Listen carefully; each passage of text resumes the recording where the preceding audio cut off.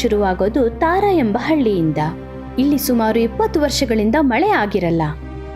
ಇದರಿಂದ ಹಳ್ಳಿ ಜನರು ತುಂಬಾ ಬೇಜಾರಲ್ಲಿರ್ತಾರೆ.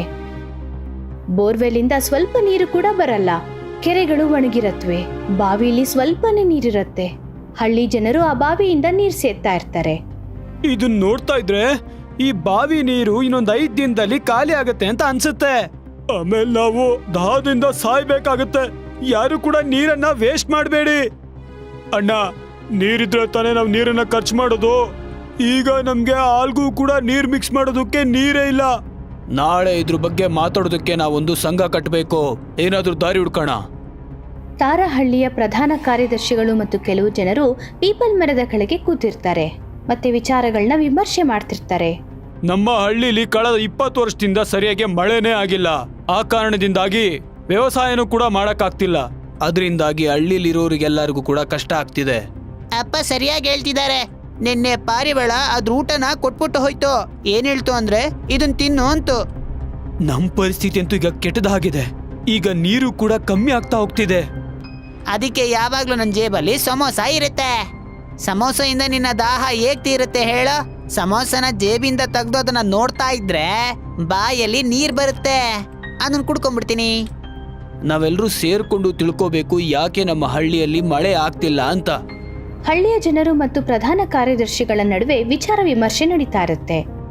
ಆಗೊಬ್ರು ವಯಸ್ಸಾದ ಹೆಂಗಸು ಅಲ್ಲಿಗೆ ಬರ್ತಾರೆ. ನಾನು ಅನ್ಕೊಂಡಿದ್ದೀನಿ ಹಳ್ಳಿಯ ಎಲ್ಲ ಜನರು ಇಲ್ಲಿ ಬಂದಿದ್ದೀರಾ ಅಂತ. ಆದ್ರೆ ಈ ಮುದ್ಕಿ ಯಾಕೆ ಬಂದಿಲ್ಲ? ನನಗನ್ನಿಸ್ತಿದೆ ಈ ಮುತ್ಕಿಯಿಂದನೇ ನಮ್ಮೂರ್ಗೆ ಮಳೆ ಬರ್ತಿಲ್ಲ ಅಂತ ಅನ್ನಿಸ್ತಿದೆ. ಯಾಕೆ? ನಿನಗೆ ಯಾಕೆ ಆಗನಿಸ್ತಿದೆ? ಯಾಕಂದ್ರೆ ಅವಳು ಪ್ರತಿ ರಾತ್ರಿ ಕಾಡಿನ ಕಡೆ ಹೋಗ್ತಾಳೆ. ಗಂಟೆಗಟ್ಲೆ ಕೂತ್ಕೊಂಡು ಯಾರ ಜೊತೆನೋ ಮಾತಾಡ್ತಿರ್ತಾಳೆ. ನಾನು ನನ್ ಕಿವಿಯಾರೆ ಕೇಳಿಸ್ಕೊಂಡಿದ್ದೀನಿ. ನನಗನ್ಸುತ್ತೆ ಇವಳು ಮಾಟ ಮಂತ್ರ ಮಾಡ್ತಿರ್ಬೋದು ಅಂತ. ನಾನ್ ಕರೆದ್ರೂ ಕೂಡ ಅದಕ್ಕೆ ಇವಳು ಬಂದಿಲ್ಲ ಅಂತ ನನ್ಗನ್ಸುತ್ತೆ. ಈ ಮುದ್ಕಿ ಮೇಲೆ ಒಂದು ಕಣ್ಣಿಟ್ಟಿರಿ. ಇವತ್ ರಾತ್ರಿನೂ ಕೂಡ ಅವಳು ಕಾಡಿನ ಕಡೆ ಹೋದ್ರೆ ನನಗ್ ಹೇಳಿ. ಅವಳನ್ನ ಈ ಊರಿಂದ ಓಡಿಸ್ಬಿಡೋಣ. ಆ ಅಜ್ಜಿನ ಹಳ್ಳಿಯಿಂದ ಹೊರಗಾಕೋ ವಿಷಯನ್ ಕೇಳಿ ರವಿ ತುಂಬಾ ಬೇಜಾರ್ ಮಾಡ್ಕೊಳ್ತಾನೆ. ಅವನು ಆ ಅಜ್ಜಿ ಕಾಡಿಗೆ ಹೋಗಿ ಏನ್ ಮಾಡ್ತಾರೆ ಅಂತ ತಿಳ್ಕೊಳ್ಳೋಕೆ ಸ್ನೇಹಿತರ ಜೊತೆಗೆ ಹೋಗೋಣ ಅಂತ ನಿರ್ಧಾರ ಮಾಡ್ತಾನೆ. ರಾತ್ರಿಯ ಸಮಯ ಆಗಿತ್ತು. ಹಳ್ಳಿಯ ಜನರು ಅಜ್ಜಿಯ ಮನೆ ಹತ್ರ ಅಲ್ಲಲ್ಲಿ ಅವತ್ತಿಟ್ಕೊಂಡಿರ್ತಾರೆ. ಆ ಅಜ್ಜಿ ಯಾವಾಗ ಕಾಡಿಗೆ ಹೋಗ್ತಾರೆ ಅಂತ ಕಾಯ್ಕೊಂಡು ನಿಂತಿರ್ತಾರೆ. ರವಿ ಕೂಡ ಅಜ್ಜಿ ಮನೆ ಹತ್ರನೇ ಅಜ್ಜಿಗೋಸ್ಕರ ಅವತ್ತಿಟ್ಕೊಂಡಿರ್ತಾನೆ. ಸ್ವಲ್ಪ ಸಮಯದ ನಂತರ ಆ ಅಜ್ಜಿ ಮನೆಯಿಂದ ಹೊರಗೆ ಹೋಗೋದನ್ನ ರವಿ ನೋಡ್ತಾನೆ. ಅವನ ಅಜ್ಜಿ ಹಿಂದೆನೆ ಹೋಗೋಕ್ ಶುರು ಮಾಡ್ತಾನೆ.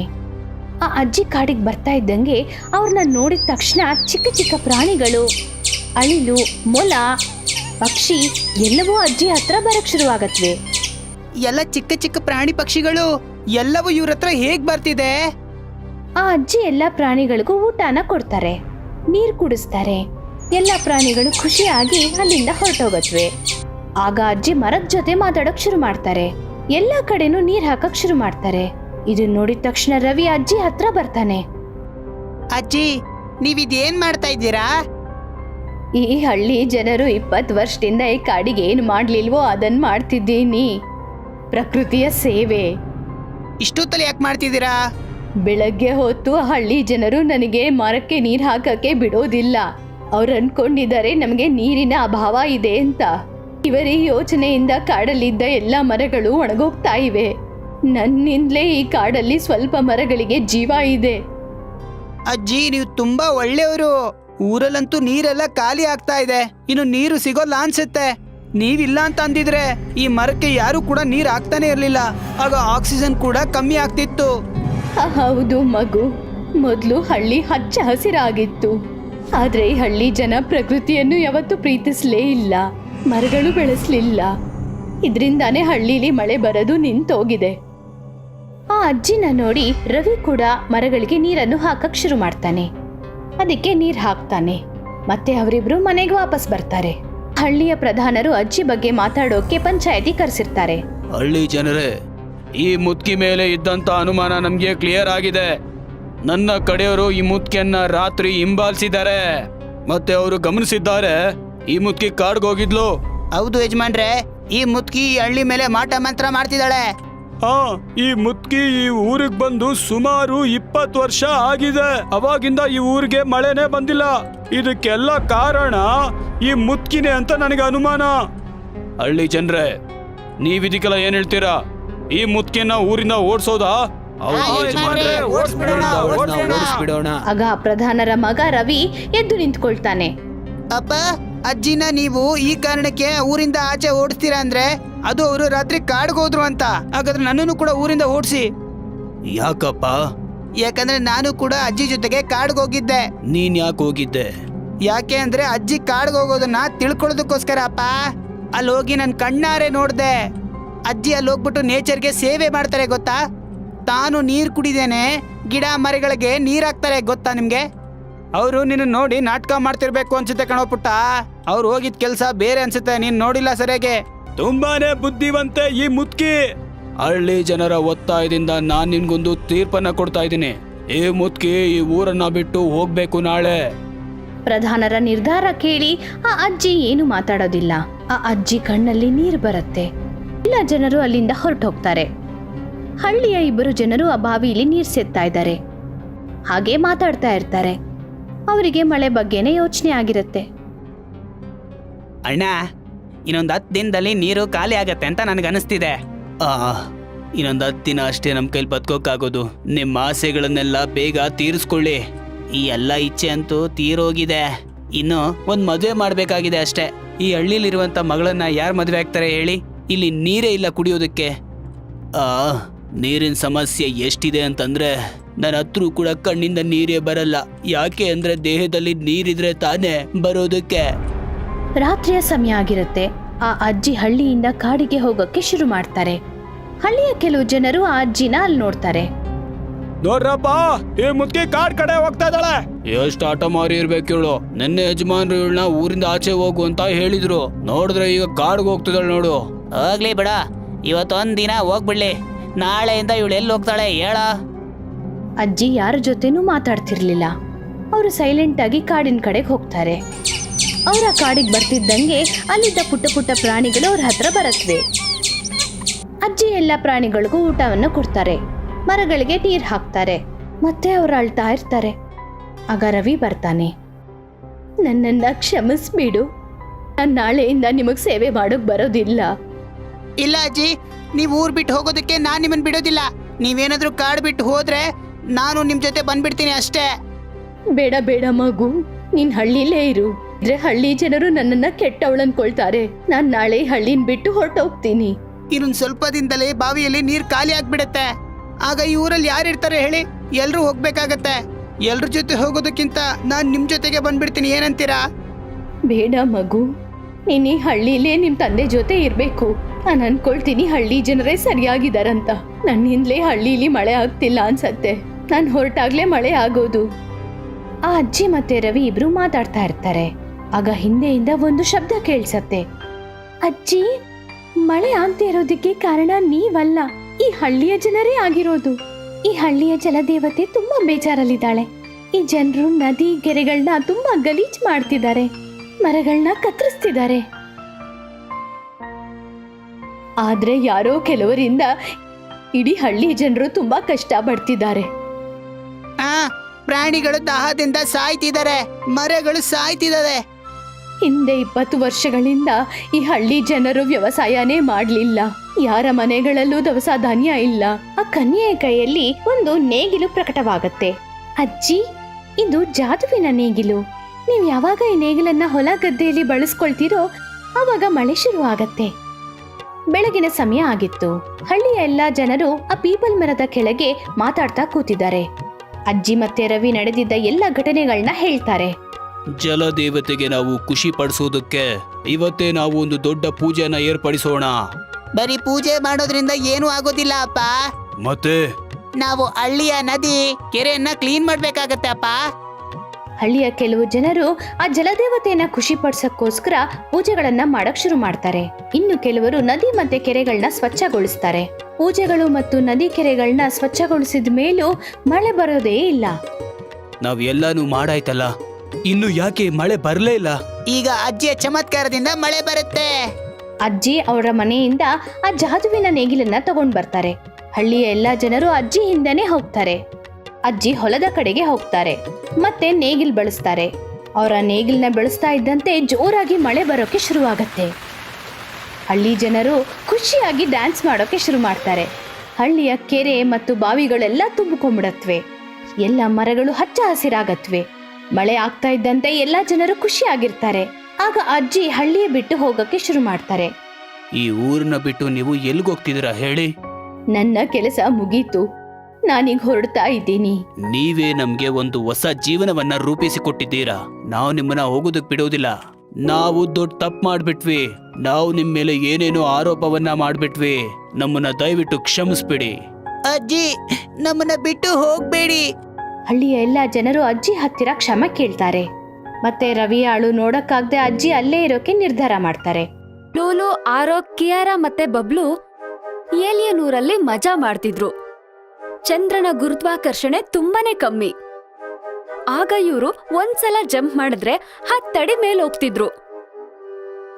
ಲೂಲು, ನಿಮಗೆ ಮೇಲೋಗೋದಕ್ಕೆ ಮೆಟ್ಲು ಬೇಡ ಅಂತ ಅನ್ಸುತ್ತೆ. ಹಾಗೆ ಜಂಪ್ ಮಾಡ್ತಾ ಹೋಗ್ಬಿಡ್ತೀರಾ? ಬನ್ನಿ, ನಾನ್ ನಿಮ್ಗೆ ಪುಟ್ಟ ಪುಟ್ಟ ಬೆಟ್ಟಗಳನ್ನ ತೋರಿಸ್ತೀನಿ. ಆಗ ಲೂಲು ಎಲ್ಲರನ್ನೂ ಕರ್ಕೊಂಡು ಚಿಕ್ಕ ಚಿಕ್ಕ ಬೆಟ್ಟಗಳ ಮಧ್ಯೆ ಕರ್ಕೊಂಡು ಹೋಗ್ತಾನೆ. ಮತ್ತೆ ಅಲ್ಲಿ ಅವರು ತುಂಬಾನೇ ಕುಣಿದಾಡ್ತಿರ್ತಾರೆ. ಆಟ ಆಡೋದಕ್ಕೂ ಶುರು ಮಾಡ್ತಾರೆ. ಇವರು ಆಟ ಆಡ್ತಾ ತುಂಬಾನೇ ದೂರ ಹೋಗ್ತಾರೆ. ಮತ್ತೆ ರಾತ್ರಿ ಕೂಡ ಆಗುತ್ತೆ. ನೀವೀಗ ಸುಸ್ತಾಗಿದ್ದೀರಾ ಅನ್ಸುತ್ತೆ. ಹೌದು ಲೂಲು, ಸುಸ್ತಾಗೋದ್ರ ಜೊತೆ ಹಸಿವು ಕೂಡ ಆಗ್ತಿದೆ. ಏನ್ ತಿಂತೀಯಾ? Manchurian bowls ಕೊಡಿಸ್ತೀಯಾ? ನಾವು ಚಂದ್ರನ್ ಮೇಲ್ ಬಂದಿರೋದು, ಚೈನಾಗಲ್ಲ. ಮಂಚೂರಿಯನ್ ಬೋಲ್ ಬೇಕಂತೆ ಇವಳಿಗೆ. ನಿಮ್ಗೋಸ್ಕರ ನಾನು ಅದಕ್ಕಿಂತ ಟೇಸ್ಟಿ ಆಗಿರೋ ಏಲಿಯನ್ ಕೇಕ್ ನ ತಗೊಂಡ್ ಬರ್ತೀನಿ. ಲೂಲು ಎಲ್ರಿಗೋಸ್ಕರ ಕೇಕ್ ತರೋದಕ್ಕೆ ಅಂತ ಹೋಗ್ತಾನೆ. ಮತ್ತೆ ಅಲ್ಲಿಗೆ ಡಿಟೆಕ್ಟಿವ್ ಏಜೆನ್ಸಿ ಆಫೀಸರ್ಸ್ ಕೂಡ ಬರ್ತಾರೆ. ಮತ್ತೆ ಅವರು ಇವರನ್ನ ಹಿಡ್ಕೋತಾರೆ. ಮತ್ತೆ ಇದನ್ನ ನೋಡಿ ಆರೋ, ಕಿಯಾರಾ ಮತ್ತೆ ಬಬ್ಲು ಓಡ್ತಾರೆ. ಇವರು ಮುಂದೆ ಮುಂದೆ ಓಡ್ತಿದ್ರೆ ಡಿಟೆಕ್ಟಿವ್ ಆಫೀಸರ್ ಕೂಡ ಬರ್ತಿರ್ತಾರೆ.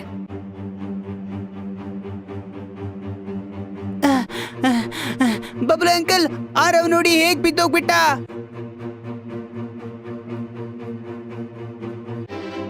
ಹಿಂದೆ ನೋಡಿ, ನಿಮ್ಮನ್ನೆಲ್ಲ ಹಿಡಿಯೋದಕ್ಕೋಸ್ಕರ ಪೊಲೀಸ್ನವರು ಬಲೆನ ಬಿಡ್ತಾ ಇದ್ದಾರೆ. ಅವರೆಲ್ಲರೂ ಪೊಲೀಸ್ ಅವ್ರಿಗೆ ತುಂಬಾನೇ ಆಟ ಆಡಿಸ್ತಾರೆ. ಕೊನೆಗೆ ಒಂದು ಗುಹೆ ಹತ್ರ ಬಂದು ಸಿಗಾಕೊಳ್ತಾರೆ. ಮತ್ತೆ ಪೊಲೀಸ್ ಇವರನ್ನ ಹಿಡ್ದಾಕ್ತಾರೆ. ಟ್ವಿಂಕಲ್ ಟ್ಯಾಂಕ್, ನಮ್ಮನ್ನ ಯಾಕೆ ಹಿಡಿತಾ ಇದ್ದೀರಾ? ಮಚ್ ಗುಲಾಬ್ ಚಮ್ಕೂಡ. ನನ್ಗೇನು ಅರ್ಥ ಆಗ್ತಿಲ್ಲ. ಬಬ್ಲು, ಕಿಯಾರಾ, ಆವನ್ ಇವರೆಲ್ಲರನ್ನು ಬಂದಿ ಮಾಡಿ ಏಲಿಯನ್ ಪೊಲೀಸ್ ಕರ್ಕೊಂಡು ಹೋಗ್ತಾರೆ. ಪೊಲೀಸ್ ಈ 4 ಜನನ್ನ ಕೂಡ ಲಾಕಪ್ಗೆ ಹಾಕ್ತಾರೆ. ನಮ್ಮನ್ನ ಯಾಕೆ ಲಾಕಪ್ ಹಾಕಿದೀರಾ? ಪೊಲೀಸ್ ಅದನ್ನ ಕೇಳಿಸ್ಕೊಂಡು ಏನ್ ಕೂಡ ರಿಪ್ಲೈ ಮಾಡಲ್ಲ. ಇವಾನ್, ಒಂದ್ ನಿಮಿಷ, ನಾನ್ ಜೋರಾಗಿ ಹೇಳ್ತೀನಿ, ಅವಾಗ ಕೇಳಿಸ್ಬೋದು. ಇದು ಇಂಡಿಯಾ ಅಲ್ಲ, ಚಂದ್ರ. ಇದು ಏಲಿಯನ್. ಇವ್ರಿಗೆ ನಮ್ ಭಾಷೆ ಅರ್ಥ ಆಗಲ್ಲ. ಏನ್ ಹೇಳ್ತಿದ್ಯಾ? ಎಲ್ಲಿವರೆಗೂ ಲೂಲು ಬರೋದಿಲ್ವೋ ಅಲ್ಲಿವರೆಗೂ ನಾವ್ ಹೊರಗಡೆ ಹೋಗಕ್ಕಾಗಲ್ಲ. ನಾನೀಗ ನನ್ನ ಜಾದುವಿಂದಾಗಿ ಪೊಲೀಸಿಗೆ ತಿನ್ನಿಸ್ತೀನಿ ಜಟ್ಕಾ. ಎಂತ ಜಾದು ಮಾಡಿ ಅಂದ್ರೆ ನಾವಿಲ್ಲಿಂದ ಮಾಯ ಆಗ್ಬೇಕು. ಬಬ್ಲು ಜಾದು ಮಾಡ್ತಾನೆ. ಅದು ಅಷ್ಟು ಕೆಲ್ಸ ಮಾಡಲ್ಲ. ಆಗ ಆರವ್ನ ಶರ್ಟ್ ಬಿಚ್ಚಿ ಗಾಳಿಗಾಡ್ತಾ ಇರುತ್ತೆ. ಅಂಕಲ್, ನೀವಿದೇನ್ ಮಾಡ್ತಾ ಇದ್ದೀರಾ? ಪುಟ್ಟ, ನನಗನ್ಸುತ್ತೆ ಚಂದ್ರನ್ ಮೇಲೆ ಬಂದಿದ್ ಕೂಡ್ಲೆ ನನ್ ಜಾದು ಕೆಲ್ಸ ಮಾಡ್ತಿಲ್ಲ ಅಂತ. ನಾನೀಗ ಮತ್ತೆ ಮಾಡ್ತೀನಿ. ಬೇಡ, ಮತ್ತೆ ಮಾಡ್ಬೇಡಿ. ಈ ಸಲ ಏನಾದ್ರೂ ನನ್ ಪ್ಯಾಂಟ್ ಬಿಚ್ಚೋದ್ರೆ ಕಷ್ಟ. ಈ ಲೂಲು ಯಾವಾಗ ಬರ್ತಾನಪ್ಪ ದೇವ್ರೇ? ಲೂಲು ತನ್ನ ಗೆಳೆಯರಿಗೋಸ್ಕರ ಕೇಕ್ ಅನ್ನ ತಗೊಂಡ್ ಬಂದಿರ್ತಾನೆ. ಆದ್ರೆ ಆ ಜಾಗದಲ್ಲಿ ಯಾರು ಕಾಣಿಸೋದಿಲ್ಲ. ಇವರೆಲ್ಲ ಎಲ್ಲಿಗೋದ್ರು? ಇವ್ರಿಗೆ ನಮ್ಮೂರಿನ ಬಗ್ಗೆ ಏನು ಗೊತ್ತಿಲ್ಲ. ಎಲ್ಲಾದ್ರೂ ಇವ್ರು ಕಳೆದೋದ್ರ? ಆರವ್, ಇವಾನ್, ಕಿಯಾರಾ, ನಾನವ್ರನ್ನ ಹುಡುಕ್ಬೇಕು. ಅಲ್ಲ, ಇವ್ರು ಎಲ್ಲೋಗಿದ್ದಾರೆ ಅಂತ. ಲೂಲು ಯೋಚನೆ ಮಾಡ್ತಾನೆ, ಏಲಿಯನ್ಸ್ ಗಳಿಗೆ 3 ಬೆರಳಿರುತ್ತಲ್ವಾ, ಆದ್ರೆ ಮನುಷ್ಯರ ಕಾಲ್ ಬೆರಳಲ್ಲಿ 5 ಇರುತ್ತೆ. ಆಗ ಏಲಿಯನ್ 5 ಬೆರಳಿನ ಹೆಜ್ಜೆ ಗುರುತನ ನೋಡ್ತಾನೆ. ಆಗ ಅವನು ಆ ಹೆಜ್ಜೆ ಗುರುತನ ಫಾಲೋ ಮಾಡೋದಕ್ ಶುರು ಮಾಡ್ತಾನೆ. ಆಗ ಅವನು ಹೆಜ್ಜೆ ಗುರುತನ ಹಿಂಬಾಲಿಸ್ಕೊಂಡು ಪೊಲೀಸ್ ಸ್ಟೇಷನ್ಗೆ ತಲುಪ್ತಾನೆ. ಆಗ ಅವನ ಗೆಳೆಯರು ಲಾಕಪ್ ಅಲ್ಲಿ ಬಂದಿಯಾಗಿರ್ತಾರೆ. ಲೂಲು ಅವ್ರ ಹತ್ರ ಹೋಗ್ತಾನೆ. ನೀವು ಇಲ್ಲಿಗೆ ಹೇಗ್ ಬಂದ್ರಿ? ನಾವೇನು ಬಂದಿಲ್ಲ, ನಮ್ಮನ್ನ ಪೊಲೀಸ್ ಕರ್ಕೊಂಡ್ ಬಂದಿದ್ದಾರೆ. ಲೂಲು, ನಮ್ಮನ್ನ ಇಲ್ಲಿಂದ ಕರ್ಕೊಂಡು ಹೋಗು ಬೇಗ. ನಾವ್ ಇಲ್ಲಿಂದ ಹೋಗ್ಬೇಕು, ಮನೇಲೆಲ್ಲ ಹುಡುಕ್ತಾ ಇರ್ತಾರೆ. ನಾನು ಈಗ್ಲೇ ಪೊಲೀಸ್ ಹತ್ರ ಮಾತಾಡ್ಕೊಂಡ್ ಬರ್ತೀನಿ. ಲೂಲು ಪೊಲೀಸ್ ಹತ್ರ ಮಾತಾಡೋದಕ್ ಹೋಗ್ತಾನೆ. ಪೊಲೀಸ್ ಅವರು ಲೂಲು ಹತ್ರ ಮಾತಾಡಿದಾದ್ಮೇಲೆ ಲಾಕಪ್ ಇಂದ ಅವರನ್ನ ಹೊರಗಡೆ ಬಿಡ್ತಾರೆ. ಸಾರಿ, ಇದೆಲ್ಲ ನನ್ನಿಂದಾಗಿನೇ ಆಗಿದ್ದು. ನಾನ್ ನಿಮ್ ಜೊತೆ ಇರ್ಲಿಲ್ವಲ್ಲ, ಅದಕ್ಕೆ ಪೊಲೀಸ್ನವರು ನಿಮ್ಮನ್ನ ಕರ್ಕೊಂಡು ಹೋಗಿದ್ದು. ನೀನ್ ಯಾಕೆ ಸಾರಿ ಕೇಳ್ತೀಯಾ? ನಮ್ಗೋಸ್ಕರ ತಾನೇ ನೀನ್ ಕೇಕ್ ತಗೊಂಬರಕ್ ಹೋಗಿದ್ದು. ಆದ್ರೆ ನಮಗ್ ಹೇಳು, ಈ ಪೊಲೀಸ್ನವ್ರು ಯಾಕೆ ನಮ್ಮನ್ನ ಹಿಡ್ದಿದ್ದು? ತುಂಬಾ ಜನ ಮಾನವರು ಮಿಷಿನ್ಗೋಸ್ಕರ ಇಲ್ಲಿಗೆ ಬರ್ತಾರೆ, ನಮ್ಮೆಲ್ಲ ಸೀಕ್ರೆಟ್ಸ್ ನ ತಿಳ್ಕೊಂಡು ಹೊಟ್ಟೋಗ್ತಾರೆ. ಅದಕ್ಕೆ ನಮ್ಮ ಪೊಲೀಸ್ ಮನುಷ್ಯರನ್ನ ನೋಡಿದ್ರೆ ಹಿಡ್ದಾಕ್ಬಿಡ್ತಾರೆ. ನೀವು ನನ್ನ ಗೆಳೆಯರಾಗಿರೋದ್ರಿಂದ ಪೊಲೀಸ್ನವರು ನಿಮ್ಮನ್ನ ಬಿಟ್ಬಿಟ್ರು ಅಷ್ಟೇ. ತುಂಬಾ ಹಶ್ವಾಗ್ತಿದೆ. ಮೊದ್ಲು ನೀನ್ ತಂದಿರೋ ಕೇಕನ್ನ ನಮಗ್ ತಿನ್ನೋದಕ್ ಕೊಡು. ಎಲ್ರು ಏಲಿಯನ್ ತಂದಿರೋ ಕೇಕನ್ನ ತಿಂತಾರೆ.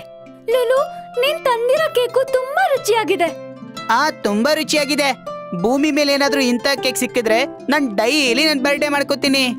ನಾವೀಗ ನಮ್ ಮನೆಗೆ ಹೋಗ್ಬೇಕು ಅಂತ ಅನ್ಸುತ್ತೆ. ಮನೆಯವರು ಕೂಡ ಹುಡುಕ್ತಾ ಇರ್ತಾರೆ. ಇವ್ರೆಲ್ರೂ ಆಗ ಜಾದುವಿನ ಟ್ರೈನ್ ಹತ್ರ ಬರ್ತಾರೆ. ಆರವ್, ಈವಾನ್, ಕಿಯಾರಾ ಮತ್ತೆ ಬಬ್ಲು ಟ್ರೈನ್ ನ ಹತ್ಕೋತಾರೆ. ಆದ್ರೆ ಎಲ್ರು ತುಂಬಾನೇ ಎಮೋಷನಲ್ ಆಗ್ತಾರೆ. ಬಾ, ನೀನು ಬಾ, ನಮ್ಮನೇಲಿ ನೀನು ಇರು. ನಾವಲ್ಲಿ ಆಟ ಆಡೋಣ, ಮಜಾ ಮಾಡೋಣ. ನಾನು ನಿಮ್ ಜೊತೆ ಬರೋದಕ್ಕಾಗೋದಿಲ್ಲ. ನಾನೇನಾದ್ರೂ ನೆಕ್ಸ್ಟ್ ಟೈಮು ಭೂಮಿ ಮೇಲೆ ಬಂದ ಮೇಲೆ ನಾನ್ ನಿಮ್ಮನ್ನ ಭೇಟಿ ಆಗ್ತೀನಿ. ಬಬ್ಲು ಟ್ರೈನ್ ಹೊರಡೋದಕ್ಕೆ ಮಂತ್ರನ ಜಪಿಸ್ತಾರೆ. ಒಂದೇ ಜಟ್ಕ ಜಾದುವಿನ ಮಟ್ಕ. ಬಬ್ಲುವಿನ ಮಂತ್ರ ತಪ್ಪಾಗುತ್ತೆ. ಆಗ ಆ ಟ್ರೈನ್ ಮಾಯವಾಗುತ್ತೆ. ಓ, ಚಂದ್ರನ್ ಮೇಲೆ ಬಂದ ಕೂಡ್ಲೆ ನನ್ನ ಜಾದು ಕೆಲ್ಸನೇ ಮಾಡ್ತಿಲ್ಲ. ಇನ್ನೊಂದ್ಸಲ ನಾನು ಪ್ರಯತ್ನ ಪಡ್ತೀನಿ. ಮಾಡ್ಬೇಡಿ ಅಂಕಲ್, ಈಗ ಟ್ರೈನ್ ಮಾಯ ಆಗಿದೆ. ನಾವೇ ಏನಾದ್ರೂ ಮಾಯ ಆದ್ರೆ ಹಾಗಾದ್ರೆ ನಾವು ಮನೆಗೆ ಹೇಗೆ ಹೋಗೋದು? ನೀವು ನಿರಾಶರಾಗ್ಬೇಡಿ. ನಾನ್ ನಿಮ್ಗೋಸ್ಕರ ಒಂದು ಸ್ಪೆಷಲ್ ಸ್ಪೇಸ್ ಕ್ರಾಫ್ಟ್ ಮಾಡ್ತೀನಿ. ಅದು ನಿಮ್ಮನ್ನ ಭೂಮಿ ಮೇಲೆ ಕರ್ಕೊಂಡು ಹೋಗುತ್ತೆ. ನಿನಗೆ ಸ್ಪೇಸ್ ಕ್ರಾಫ್ಟ್ ಮಾಡೋದಕ್ಕೆ ಬರುತ್ತಾ? ಬರುತ್ತೆ. ಅದು ನಿನ್ಗೆ ಇಷ್ಟು ಚಿಕ್ಕ ವಯಸ್ಸಲ್ಲೇ? ನಮ್ಗೆ ಟೀಚರ್ ಹೇಳ್ಕೊಟ್ಟಿದ್ದಾರೆ. ನಮ್ಗಂತೂ ಇದ್ರ ಬಗ್ಗೆ ನಮ್ ಟೀಚರ್ಗಳು ಏನೂ ಹೇಳ್ಕೊಟ್ಟಿಲ್ಲ. ಲೂಲು ಇವರೆಲ್ಲರನ್ನು ಫೇಸ್ ಕ್ರಾಫ್ಟ್ ಫ್ಯಾಕ್ಟ್ರಿ ಕರ್ಕೊಂಡು ಹೋಗ್ತಾನೆ. ಅಲ್ಲಿ ಹೋಗಿ ನೋಡ್ದಾಗ ಒಂದು ವಿಶಾಲವಾದ ಒಳೆಯುವ ಕಂಬ ಇರುತ್ತೆ. ಅದು ಕ್ರಿಸ್ಟಲ್ ತರ ಕಾಣ್ತಿರುತ್ತೆ. ಮತ್ತೆ ರಾತ್ರಿ ಅದು ನಕ್ಷತ್ರದ ಬೆಳಕಲ್ಲಿ ಹೊಳಿತಿರುತ್ತೆ. ಫ್ಯಾಕ್ಟ್ರಿಲಿ ಗುರುತ್ವಾಕರ್ಷಣೆ ಕಮ್ಮಿ ಇರೋದ್ರಿಂದ ಮಷಿನ್ ಮತ್ತೆ ಏಲಿಯನ್ ಗಾಳಿಲಿ ತೇಲ್ತಾ ಇರುತ್ತೆ. ಲೂಲು ಆ ಸಮಯದಲ್ಲಿ ಒಂದು ಚಿಕ್ಕ ಫೇಸ್ ಕ್ರಾಫ್ಟ್ ಮಾಡ್ಬಿಡ್ತಾನೆ. ಇಲ್ಲಿದೆ ನೋಡಿ ನಿಮ್ಮ ಫೇಸ್ ಕ್ರಾಫ್ಟ್. ನೀವಿದ್ರ ಮೇಲೆ ಕುತ್ಕೊಂಡು ಆರಾಮಾಗಿ ಭೂಮಿ ಮೇಲೆ ಹೋಗ್ಬಹುದು. ನಾನಿದನ್ನ ತಗೊಂಡು ಹೋಗ್ಬಹುದು. ಆದ್ರೆ ಇದನ್ನ ನಿನ್ಗೆ ಹೇಗ್ ಕೊಡೋದು? ನಾನು ಇದನ್ನ ನನಗೆ ಕೊಡೋದ್ ಬೇಕಾಗಿಲ್ಲ. ಇದನ್ನ ನಾನು ನಿಮಗ್ ಕೊಡ್ತಿರೋ ಗಿಫ್ಟ್. ನಮ್ಗೋಸ್ಕರ ಇಷ್ಟು ದೊಡ್ಡ ಗಿಫ್ಟಾ? ಇನ್ಮೇಲೆ ನಾನು ಸೈಕಲ್ ಅಲ್ಲ, ಈ ಸ್ಪೇಸ್ ಕ್ರಾಫ್ಟ್ ಇಂದಾನೆ ನಾನು ಸ್ಕೂಲ್ಗೆ ಹೋಗ್ತೀನಿ. ಫೇಸ್ ಕ್ರಾಫ್ಟ್ ಅನ್ನು ನೋಡಿ ಎಲ್ರು ತುಂಬಾನೇ ಖುಷಿ ಪಡ್ತಾರೆ. ಆರವ್, ಕಿಯಾರಾ ಮತ್ತೆ ಬಬ್ಲು ಅದ್ರ ಒಳಗಡೆ ಕುತ್ಕೋತಾರೆ. ಮತ್ತೆ ಅವರು ತಮ್ಮ ಮನೆಗೆ ಹೊರಡ್ತಾರೆ. ರಾತ್ರಿ ಸಮಯ. ಇಡೀ ಹಳ್ಳಿ ಕತ್ತಲೆಯಿಂದ ಕೂಡಿರುತ್ತೆ. ಎಲ್ರು ಕೂಡ ನಿದ್ದೆ ಮಾಡ್ತಾ ಇರ್ತಾರೆ. ಆಗ ಸಡನ್ ಆಗಿ ಒಂದು ಜೋರು ಶಬ್ದ ಕೇಳಿಸ್ತಾ ಇರುತ್ತೆ. ಆಗ ಎಂತ ಬೆಳಕು ಬರುತ್ತೆ ಅಂದ್ರೆ ರಾತ್ರಿ ಕೂಡ ಹಗಲಾಗಿ ಕ್ರಿಯೇಟ್ ಆಗುತ್ತೆ. ಅದನ್ನ ನೋಡಿ ಎಲ್ರು ಹೆದ್ದೇಳ್ತಾರೆ. ಎಲ್ರು ಕೂಡ ಹೊರಗಡೆ ಬಂದ್ ನೋಡ್ತಾರೆ. ಆಗ ಸ್ಪೇಸ್ ಕ್ರಾಫ್ಟ್ ಲ್ಯಾಂಡ್ ಆಗಿರುತ್ತೆ. ಮತ್ತೆ ಆ ಸ್ಪೇಸ್ ಕ್ರಾಫ್ಟ್ ಅಲ್ಲಿ ಆರೋ, ಬಬ್ಲು ಮತ್ತೆ ಕಿಯಾರಾ ಕೆಳಗಡೆ ಇಳಿತಾರೆ. ಇಡೀ ಹಳ್ಳಿಯ ಜನ ಆಶ್ಚರ್ಯಗೊಳ್ತಾರೆ. ಮತ್ತೆ ಆರೋ ಎಲ್ರಿಗೂ ಏನ್ ನಡೀತು ಅಂತ ಹೇಳ್ತಾನೆ. ಅದನ್ನೆಲ್ಲ ಕೇಳಿ ತುಂಬಾನೇ ಖುಷಿ ಆಗ್ತಾರೆ.